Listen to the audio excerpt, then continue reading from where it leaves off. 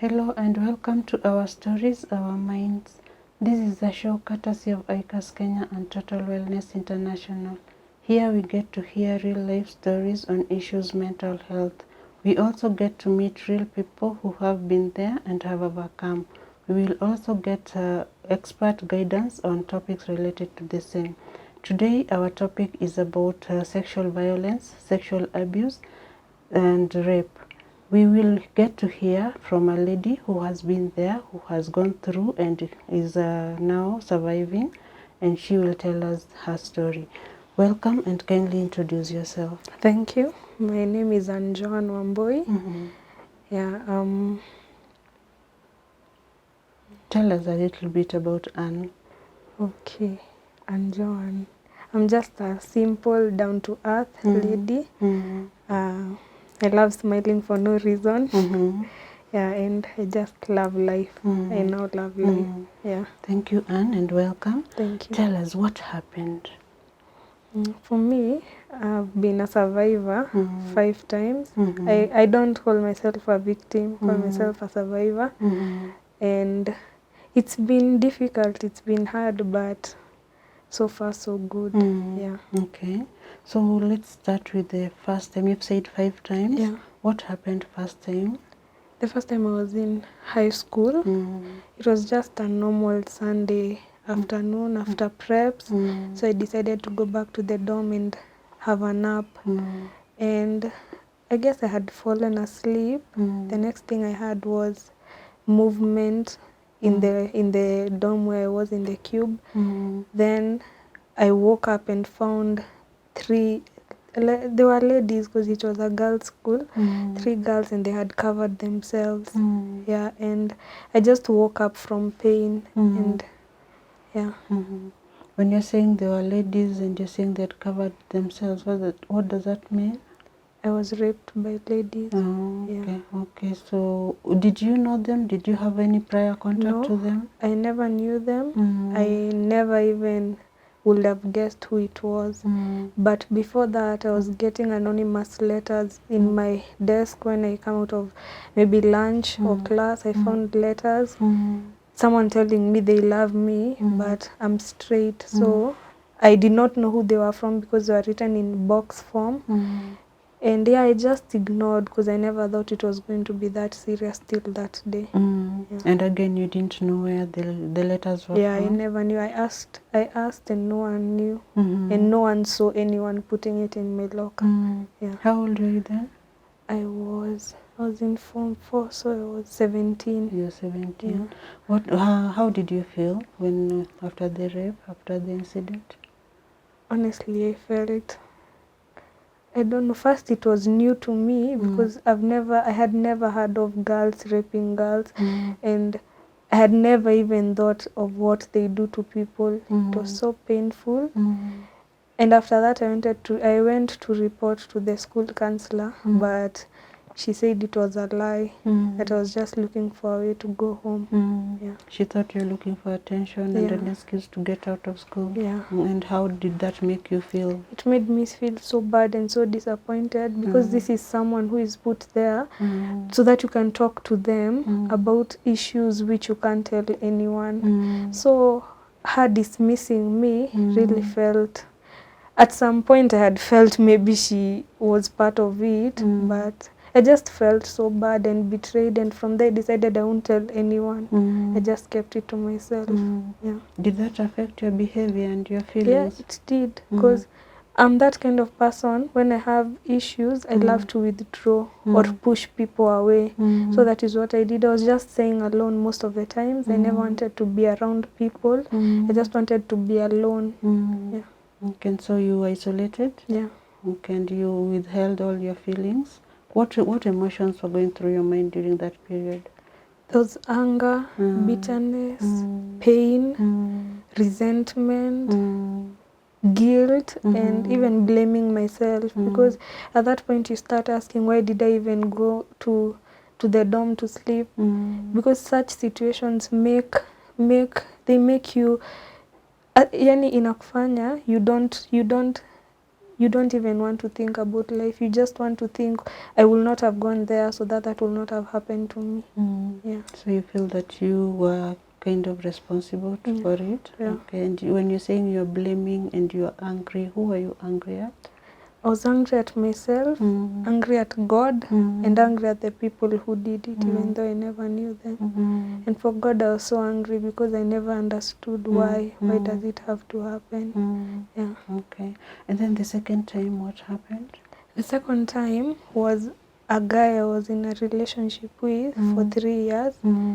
Then at some point, it just was not working. It wasn't. So when I told him that we should break things off, he was okay with it, but he said, let us meet and talk so that we can clear things like on a clean page without bad blood. So I agreed.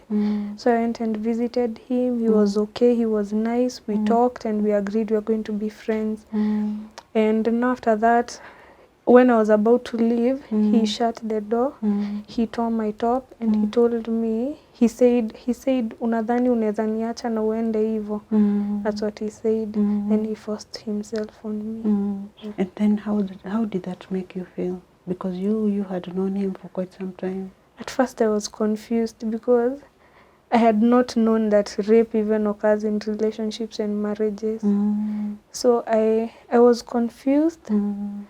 I felt so betrayed because it's been 3 years with this person. Then you just decide to do that. I never really understood. And it was so painful, very painful. Yeah. Okay.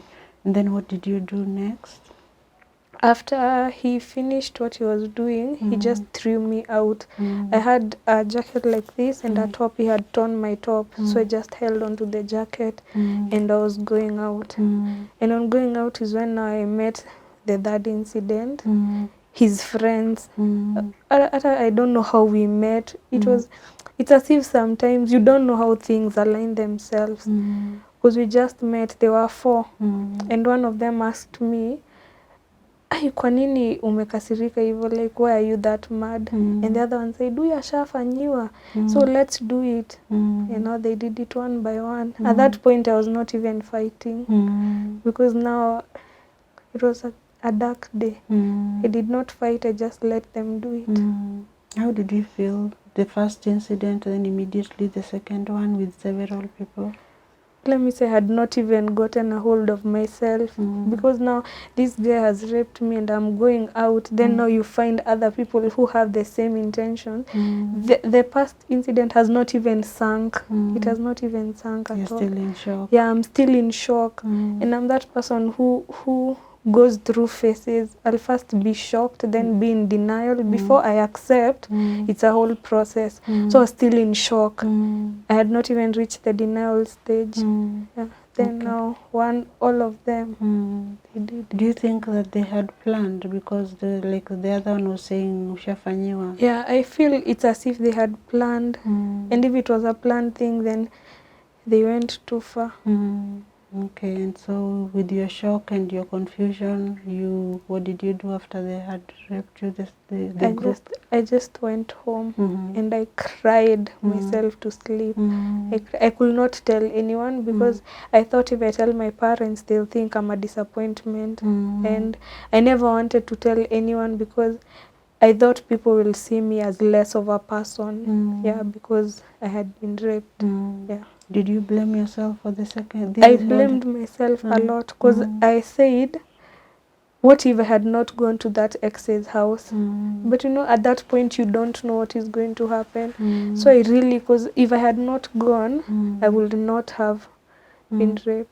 Yeah. So being that this was somebody you were in a relationship with, did it affect your future interactions? Yeah, it did a lot.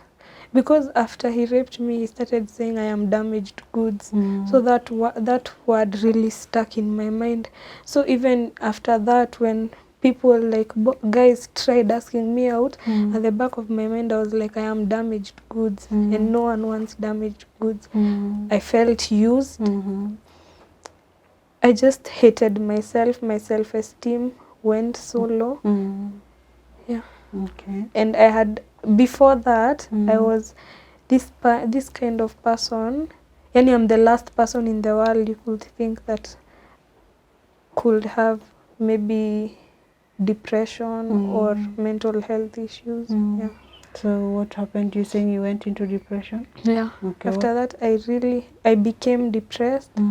I stopped enjoying the things I used to do, and nothing was making sense anymore. Yeah. Okay. Then what happened?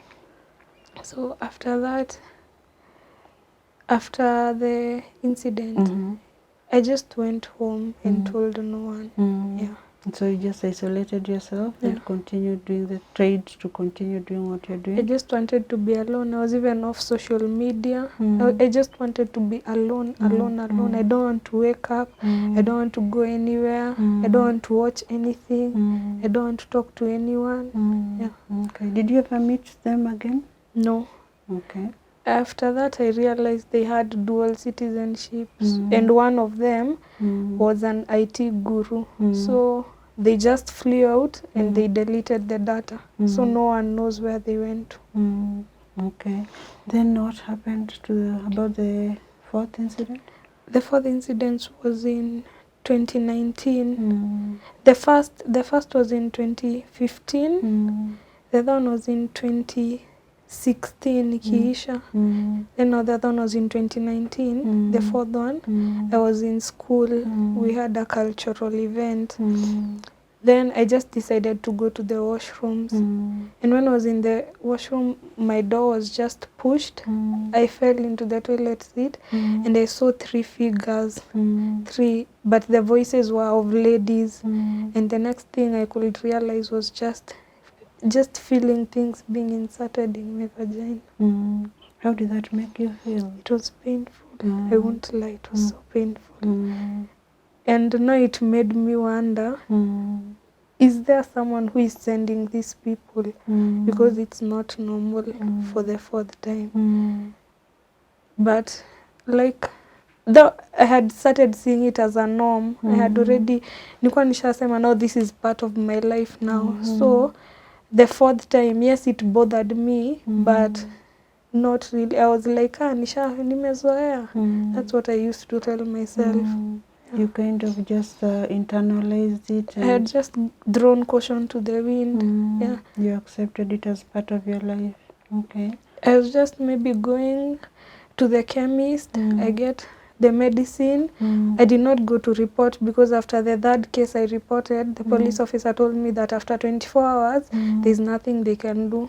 So I just let it be. So the third one you reported? After the third one, now after the 4 guys, I went to report, but it was not immediately. It was after, not before the fourth incident. When I saw there's nothing and there's no light at the end of the tunnel, I just gave up. So by the time the fourth incident was approaching, I did not even have the strength to go and report. What did you do after the fourth incident? The usual. I just distance myself from people. I just want to be alone. When you ask me what the problem is, I tell you nothing, but clearly I have a problem. So I just withdrew from people and stayed alone, and by that now I became more depressed. Yeah. Okay. So you mentioned a fifth incident? Yeah. Now the fifth incident was, I was just coming from, in school, there is a path called Snake Park. So I was just passing through there from the lab, from printing my assignment. Then I was just covered from behind. I passed out. Then I woke up and I found myself bleeding. So I just knew I had been raped again. So I just went to the chemist. And now that really now broke me, Sasa. I was like, no, this is too much. This is really too much. And now that is when I really had a bad breakdown. I had to be admitted in hospital because of depression. I had to undergo ECT, a lot of counseling. Yeah. Okay. When you're saying you broke down, what happened? I just felt as if my life is now over. Because now counting, like trying to count the people, there were approximately like 7, 9 guys hapo who have raped me and they have gotten away with it. So I hated myself. I really hated myself because I was like, I was asking myself, how do you let yourself get raped 5 times? Are you normal? But now the circumstances you cannot even avoid because you don't even know when you're about to get raped. You don't. So still you're carrying the blame? Yeah. Okay. For now, no. No, when? During Oh, the... yeah. Yeah, okay. Yeah, that time I was really blaming myself a lot. I hated myself. My self-esteem was so low. Yeah. Okay. Then what did you do when you broke down? I just, after ECT and the counseling sessions, I started, sometimes I'm okay, sometimes I'm not, till it reached a point where I made the decision, I have to get out of this now. It's past me, I can't change it, I can't do anything, it can happen to anyone. Yeah. Okay. Maybe just explain to us what behaviors you're exhibiting when you say you broke down. One, I started doing drugs. Yeah, I was drinking a lot and partying a lot because I wanted to forget the pain I was going through. I started, like, the guys who maybe want to ask me out, I start telling them myself, I am damaged goods, I've been raped this many times, so you don't deserve a person like me. I was seeing myself as not worthy. So I was even telling people, don't be my friend because I've gone through this and this. So now the ones who want to stayed, the ones who wanted to leave, they left. Yeah. And how did that make you feel? It made me feel so bad because most of the people who left are people I held so close and I loved so much. Yeah. Okay. Then the whole rape from the first to the fifth incidents, how have they impacted your life right now? Currently where I am, I can say they've made me a stronger person and a bolder person because for now, I always tell myself I don't think someone can lay their hands on me again. I feel I've gotten the power, that power that if you try something, I'm the one who is going to harm you. I don't know how, but I guess that anger and bitterness that comes with it, yeah. Okay. Okay. But you are mentioning something about you normalizing the rape and accepting it as part of your life. And there's so many people out there who are doing the same. But you decided it's not normal. It's not a good thing. It's not going to happen. How did you make that decision? And how would you tell that as a person who is accepting this rape situation, be it marriage, be it relationship, be it just in school, anywhere in the society? How are you telling them to put a stop to that? For me, I can say, I love saying no one is you and that is your power. No one can be you at all. And for blaming yourself when you get raped, you're not supposed to blame yourself. Because for a baby who is 1 month or 1 day old, she never dressed inappropriately. She's not grown. She has not even developed fully and she was raped. She did nothing. She's helpless. So it's not, rape should not be blamed on the way you are wearing or the way you are looking, no. And rape, I always say, I use a slogan and say that real men don't rape and real women don't rape too. And why should you rape someone? I don't understand. Like, are you that hungry for sex that you have to do it forcefully with someone? And some people are so shallow-minded because they think that when you have umeshika mtu like forcefully, they feel a sense of pride. But one thing I know is that it always haunts people.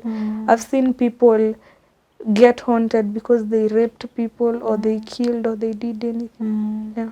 But you see, rape is used as a way of control, and while they're raping, they're taking away control from you, the survivor. But now, you being here, having gone through that, and you went through it, at one point, did you decide to disclose and share with your loved ones? I started sharing when I broke down totally to the point I had to be admitted for 2 months. That is when I just had to say enough is enough. After all that torture, I just asked myself one question. It has already happened and life has moved on. I can't go back to change the past. So all I can do is just to accept and start healing from it. Yeah. So who was the first person you shared, apart from when you're parting a loved one? I told my mom. Yeah. Okay. And I expected Akwe disappointed, but she was not. Even my dad was not. They all accepted me. They said it is okay, situations happen, and what we have to do is work together so that, and be cautious and pray a lot and trust in God so that some things cannot happen again. But they really stood by me, and they still do till date a lot. Yeah. And then this was the opposite of what you're afraid of, because Yeah. you thought they would reject you and be I thought I disappointed. would be rejected because being raped all those times, and now you hear the things that people say, how can you be raped 5 times? Are you not normal? Before ufike kurepiwa, what were you doing? Like, it's so sad the way people just think in this society. It's so sad, very sad. Yeah. And when you're saying some of the things that you heard from the society, how did all these make you feel? And maybe just to elaborate, maybe what are these things that are being said? Okay, most people, there are people who said that, the ones who say that you are the reason you got raped. There are some who used to say that. Others tell you that you deserve to be raped. Others say that that depression is not an illness. You're just pretending you want attention. Most people say, because at that period I attempted suicide so many times, and you hear someone saying, she's just trying to kill herself for attention. And I wonder, when you're dead, what attention are you getting? You'll just be buried and you'll go and people will forget you. Some say that you're trying to kill yourself to frame someone. And I'm like, how, where, if I kill myself, where I'm going, will I be at peace knowing that I left someone being framed? And so many things. The society is so shallow-minded. And I really feel that depression and mental health and rape are issues which will be talked to in depth and a lot, even to be taught in school as courses, because it's so sad. It's so sad having to see a woman, like a full-grown mother who has raised like the last born, maybe at university, and she's thinking that way. And it's really so dangerous. Plus, no one ever wants to get raped. No one goes around saying rape me, because rape is not like sex. Like sex, the one you've said, I want to have sex. That one is sweet. Rape is bitter, very bitter. So society is so shallow-minded. But they should know that no one even wants to get depressed. It's not interesting waking up to go back to bed. It's not interesting. Unashindo, you have Wi-Fi, you have all the food, you have all the money, but you're not at peace. You just feel dead. It's not an interesting thing. Yeah. Okay. And when you say suicide, you have talked of rape, pain, and depression, and then suicide. Yeah. Tell us about that. For suicide, all I can say is that someone attempting suicide does not really want to die. They just want to numb the pain or end the pain they are feeling at the moment. But suicide is not, no normal person can want to kill themselves willingly. No one. And I just feel as if this should be a topic that should be talked about a lot. Yeah. Suicide. Yeah. And in between you had mentioned doing drugs. Yeah. Okay. What about that? I used to take a lot of alcohol, a lot. But what most people don't know is that when you're depressed, when you take those drugs, they'll make you more depressed. Or they will just make you feel good for a moment. Then after they're out of your system, you're back to zero again. So the pain was numbed for just short periods? Okay. Yeah. And when you woke up and when you are sober again, how The would you pain feel? is still the same, sometimes even worse. Yeah. Okay, and then now you want more alcohol? Yeah. Okay. So you had mentioned something about being admitted. Yeah. What happened? It was after a suicide attempt, and my parents became scared. So they had to call a doctor, and I was admitted for major depression, yeah, and PTSD. Yeah. So you're put under medication. Yeah. And then now the suicide. You said several times. How did you plan? Yeah, I've planned for a suicide. You just don't wake up and do it, because one, people say that people who try and attempt suicide then they stop are cowards. You're not a coward. It's just that maybe the pain, you have become numb to pain. There are people who feel so much pain till they are numb. They can't feel any more pain. There was a time I was self-harming. I used to cut my wrists. So that, because you feel so numb, you feel so dead, but when you cut yourself, you feel as if you're still living. Yeah. So you have a flat affect, no emotions. You're just there. You're just live. I don't even know if it's living or surviving. You're just there. This day comes, goes. You're still there. You have no hope. You have no plan for the future. You're just there, waiting for yourself to die. And suicide, when you plan it, when you have that suicide thought, it's very dangerous, because sometimes people die, sometimes people don't die. For me, I always say that God has a purpose for my life, because all those times I've taken overdoses, I've taken rat poison, I've tried to hang myself, and none worked, none. Till I now decided the only way is God. No, you're listing these things. Just tell us, what did you, the overdose, what was that about? The rat poison, what happened? How did you take it? For the rat poison, I had planned that I want to take it at night when everyone else is asleep, so that by morning I'll be dead. So around 2 a.m., I just mixed the poison and drank it. Then I woke up at 5:30 in the morning, so hungry. After I've eaten is when now I realize I was supposed to be dead and I'm not dead. Now you become frustrated, you start being, hate yourself more, and you hate God, because why has God not taken you? Why are you still alive? The pain is still there. Yeah. And you get more angry, you can't even die. Yeah, and now you're more angry because you want to end your life and you're not dying. Now you become angry at so many things and so many people. And that confirms even further that you're a failure? Yeah. Okay. And then the poison? The overdose. The overdose. The time I took the last overdose, there were just some paracetamol tablets. I just took them and swallowed all of them. Then I fainted, and I woke up and found myself in hospital. And now what made me feel so bad was that my mom was not around, because I don't know how she came. I don't even know the time she came, because I was alone in the house. So I was happy because I knew now I'm succeeding. Then I take the overdose, I pass out, I find myself in hospital. I become more frustrated, more angry. Yeah. Okay. You had mentioned that you made a decision to change. Yeah. And tell us, how did that happen? And yeah. It was not easy, I won't lie.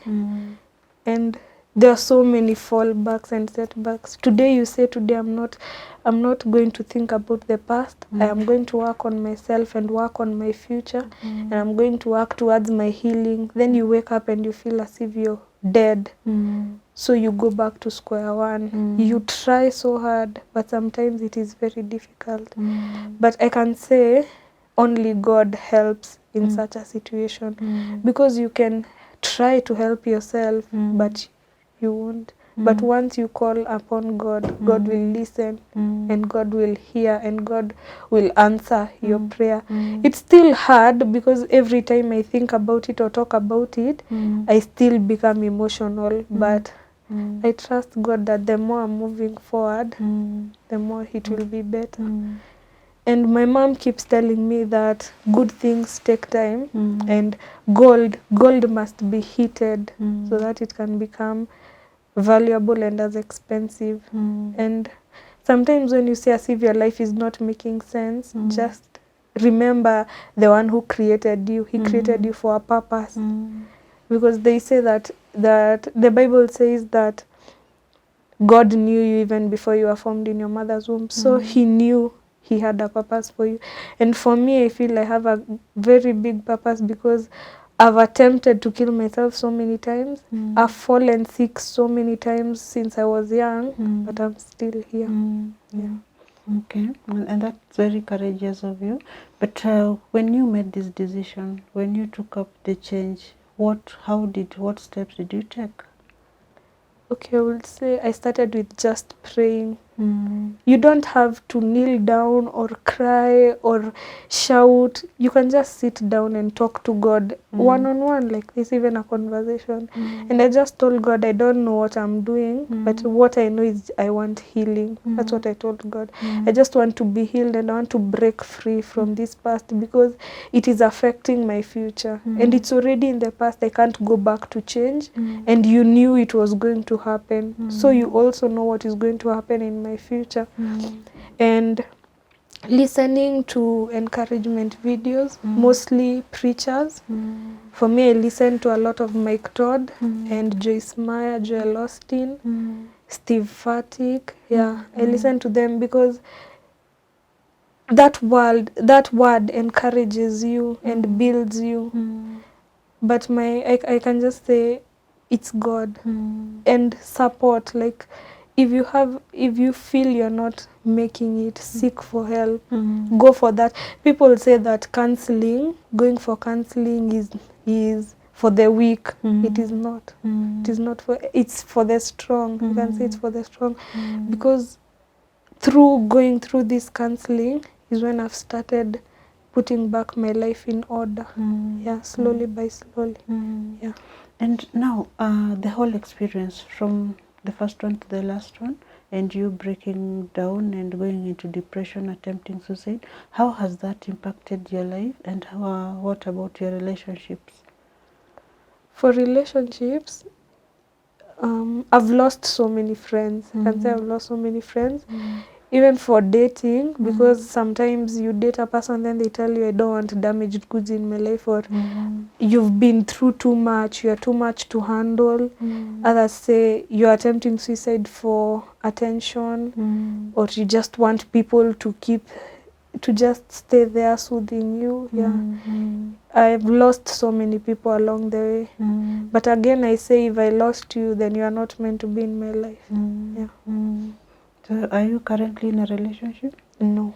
Yeah. Have you had one? Yeah, I've had one, but most of the relationships I can say they've ended because of either suicide or depression or the rape cases.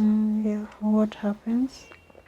Like maybe there's an incident I attempted suicide and I guess the guy was shocked or I don't know what I can say, but they just went away. Or most just go silent on you. And hawataki anything to do with you totally. And it makes me feel so bad. But again, if it's God's will, then who am I? So did you, because you're going through so much pain, you're going through so much emotions, you're going through so much thoughts, did you manage to pick up the pieces and finish education? Yeah, I'm glad I finished my education. Yeah, it was a struggle, but I did it. Yeah, and I'm almost graduating. Okay, congratulations. And I heard you mention that when you made that decision and you talked to God, how did you feel after that? A weight was lifted off my shoulders. A weight I had carried for so long, and I wondered why would I not have called unto God earlier. Yeah. But remember, you're also angry at God during that process, and because you're angry, the thought process was blocked. Yeah, but I've come to realize because I've done life with Christ, and without Christ is nothing. You'll just perish. You'll just perish. But because the strength I have right now, it's all God. Yeah.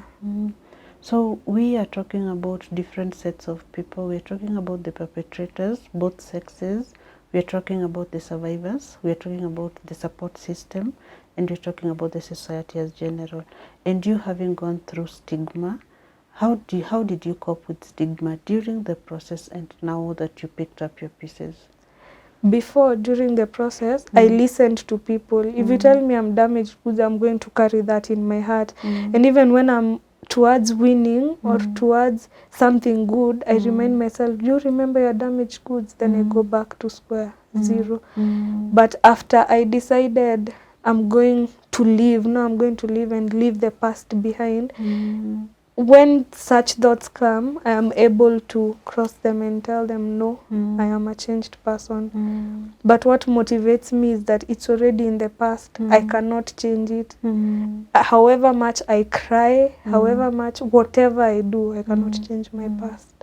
What I can do is work on a better future and make sure I help as many people who have gone through this, and just pray to God that after me, there is no one else in my generation who will go through such a thing. Yeah.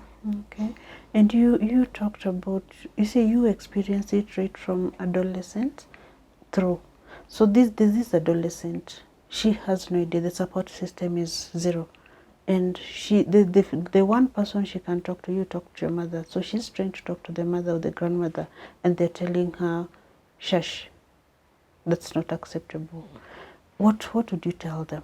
How do they get out of that? I will tell them, that's why now a counselor comes in. If at all you know of a counselor, because counselors, like certified, cannot push you away. It's not like the counselor I went to see in school. The other counselors cannot push you away. They are going to listen and they are going to help you. If there is no counselor, there just has to be one person you can trust and talk to. Yeah. Okay. So And if there is no one, just talk to God. Yeah. And I know the society, being that you're a girl, what was the society telling you? You said they were blaming you. Yeah. And what else were they telling you? Most people are going to tell you are dressing badly to provoke the perpetrators.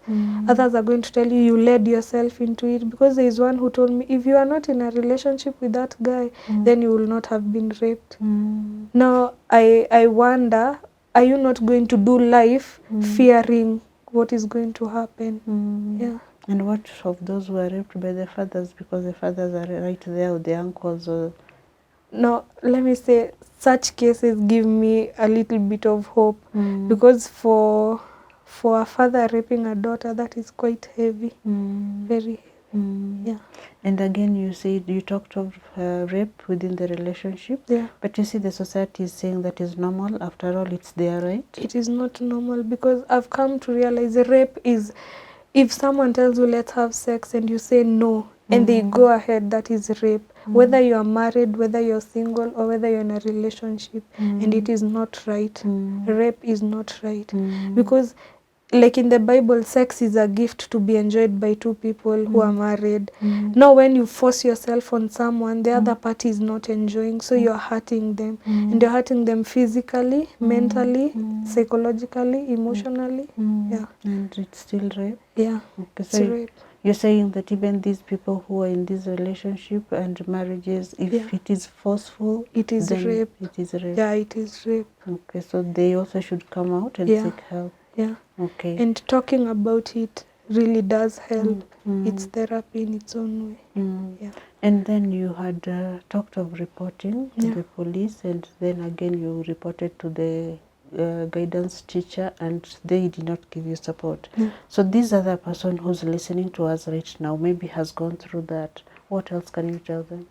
I can just tell them to go and report, because for me, I reported it a while back, but where we are headed, I feel as if rape is being taken not lightly anymore. So help is available right now. Yeah. And if it is not, the response is slow, just continue. Yeah, Okay. just continue living, pray, and just take, after you've been raped, don't just stay like that, because you can get HIV, you can get pregnant. Just go for medical help immediately. Just seek medical help, then the rest will follow. Yeah, but don't ignore. Okay. Yeah. Then this aspect again, the society viewing the person, the survivor of rape, and there's that tag, like you say, damaged goods. And this person, right from the time it happened, they continuously believe they're damaged goods. So how do you encourage them to make that change and then choose to fight? I would tell, like for me, where the voices were too many, negative voices being told all those bad things, I withdrew from them. So you withdraw from the people who are causing you that pain. Then again, society needs to know that this can happen to anyone. Everyone can get raped. You hear a 1 month old, a 1 day old, a 90-year-old woman, and a 100-year-old man, all have been raped. So it can happen to anyone. Okay. So society just looking at someone and thinking that you deserve it, like it's not like cancer. Like cancer maybe sometimes is genetic, sometimes for the lifestyle and everything, but rape, anyone can get raped regardless. Now, Anne, talking of the support system and the society, and considering that you kept quiet for such a long time, maybe just share, if somebody around you is raped and you have to look out for these signs, what are you looking for just to offer your support? Because they might be threatened, they might just want to isolate. How do you identify that somebody is going through a problem, and then you bring them on board to support them? For me, when I see as if you have a problem or are going through something, I'll just approach you, ask you, and sometimes you just see the behavior of the person. If someone does not want to open up, then I share my story so that you can see that you're not alone, and I have also gone through it and I am living through it. So why should you not? Yeah. So what signs am I looking for when I'm looking at Mostly this person? withdrawal. This person is not talking to anyone. They don't want to leave their room. They don't eat. They don't sleep. Yeah. So you're Such saying signs. change of behavior, Yeah. loss of interest. Yeah. Okay. And then now, how does the society, this support system, how do they support this person? Just by listening and advising rightly. Yeah. Okay. That's the only thing society can do, and not judge. Just don't judge. Just listen to someone. If listening in itself is a very big thing. If you just listen to someone, even if you have nothing to say, just listen. It goes a very long way. Yeah. Okay, and also just to draw them out, Yeah. avoid that isolation. So right now, you said you've not met these perpetrators for some time. Now, if you met them today, what would you tell them? What kind of questions would you ask? I would ask them why they had to do it. What did they want, so that they can decide to do such a thing. And I'll just tell them they never did the right thing, and they hurt me so bad. Yeah. So you're saying that they took control of your life, Yeah. and it kind of just stopped? Yeah, at some point they had taken full control of my life, and now I decided not to let them anymore. So now, if I want to give you a chance to talk to the different categories, talk to the young girls that are going through any form of rape, be it lesbian, be it heterosexual, and it's against their will. Yeah. Talk to the society that is here judging you from day one. This one, as you say, the one day they didn't dress inappropriately, they didn't provoke, they didn't seduce, they were just probably in their bed sleeping. And talk to the support system in that order. Okay. For the young people going through this, I'll just ask them to speak up. Don't keep quiet, because the more you keep quiet, the more it hurts you and the more it finishes you. Seek help immediately. When you've been raped, seek first medical help, then now seek counseling, or try to talk to someone who can help you. For the society, I'll just say do not judge. Just like the Bible says, don't judge so that you'll not be judged. Do not judge someone if you don't know what they are going through.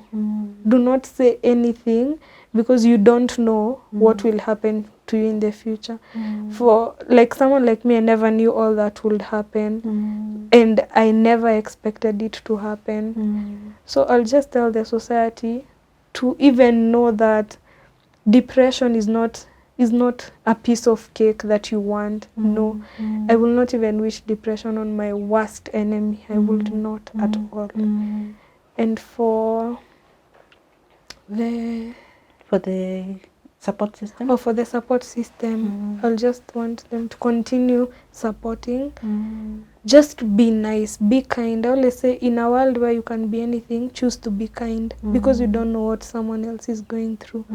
And life is hard. Even if you've not, I always believe that everyone at some point in life must have a difficult moment. So if yours has not yet come, do not judge and do not speak about negatively about someone who is undergoing through something negatively. And to those who support people, keep supporting them. Yeah. Okay. Thank you so much, Anne, for allowing us into your story and your life. It is a journey, and as you say, you're continuing to struggle, and so continue the fight. Okay. Viewers, you've heard us. Anne has shared her experience through rape from adolescent into adulthood, and rape is just taking control by the perpetrator. Do not allow someone else to control your life. Incidents happen, but choose to talk and seek help. My name is Lillian. Thank you and see you next time.